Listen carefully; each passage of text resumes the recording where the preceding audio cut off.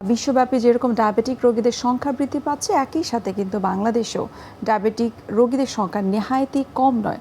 প্রথমে আপনার কাছে জানবো যে এই সংখ্যাটার বৃদ্ধি পাওয়ার পেছনে আসলে মূল কারণগুলো কি? ডায়াবেটিস বৃদ্ধি পাওয়ার পেছনে একটা হচ্ছে আনহেলদি লাইফস্টাইল, আমরা কম ঘুমাই, অনেক বেশি কাজ করি। সেকেন্ড হচ্ছে আমরা অনেক মোটরাইজ হয়ে গেছি, আমরা হাঁটাহাঁটি করি না, অল্প একটু জায়গা রিক্সা দিয়ে যেতে চাই অথবা গাড়ি দিয়ে যেতে চাই। আগে যেরকম মানুষ হাঁটতো, সেই হাঁটার টেন্ডেন্সি কমে গেছে। কায়িক পরিশ্রম কম হলে দেখা যায় যে মানুষ মোটা হয়, এবং মোটা হলে মানুষের ডায়াবেটিস হওয়ার সম্ভাবনা বেশি থাকে। তারপর হচ্ছে ফুড অ্যালটারেশন, খাদ্যে ভেজাল, এটা বলে এন্ডোক্রাইন ডিসরাপ্টার্স, নানান রকম কেমিক্যাল, পেস্টিসাইডস, এগুলোর কারণে আমাদের প্যানক্রিয়াসের কার্যক্ষমতা কমছে এবং আমরা কিন্তু ডায়াবেটিসে আক্রান্ত হচ্ছে। তারপর হচ্ছে স্ট্রেসফুল লাইফ।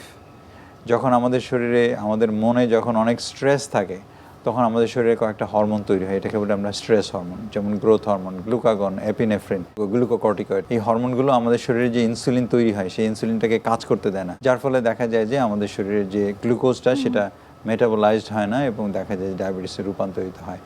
এবং আমাদের এখনকার সময়ে অ্যালার্মিং যেটা হচ্ছে আমাদের শিশুদের ডায়াবেটিস। আগে জানতেন যে এরকম ডায়াবেটিস মানে বুড়োদের রোগ, প্রেশার মানে বুড়োদের রোগ, হার্টের রোগ মানে বুড়োদের রোগ, কিন্তু এখন অল্প বয়সে ছেলে মেয়েদের এই ডায়াবেটিস হচ্ছে। এই যে অল্প বয়সের ডায়াবেটিস, যে বড়দের মতো ডায়াবেটিস, টাইপ 2 ডায়াবেটিস যেটা বলি আমি, বাচ্চাদের হচ্ছে মোটা হয়ে যাওয়ার কারণে স্কুলে খেলার মাঠ নাই, বাচ্চাদের খেলাধুলার সুযোগ কম, এবং স্ক্রিন টাইম। আমরা একটা গবেষণা করেছি ঢাকা মেডিকেলের চারপাশে স্কুলগুলো নিয়ে।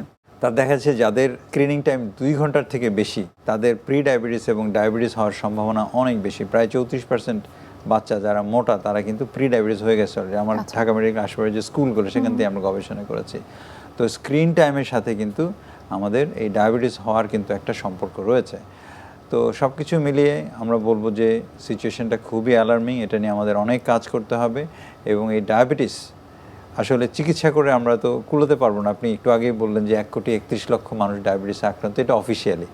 আনঅফিসিয়ালি এর থেকে দ্বিগুণ, আরো বেশি হতে পারে। এবং তার থেকেও দ্বিগুণ হচ্ছে প্রি ডায়াবেটিস, যারা ডায়াবেটিস হওয়ার পথে আছে, মাঝ পথে আছে, ডায়াবেটিস হয়ে যাবে কিছুদিনের মধ্যেই।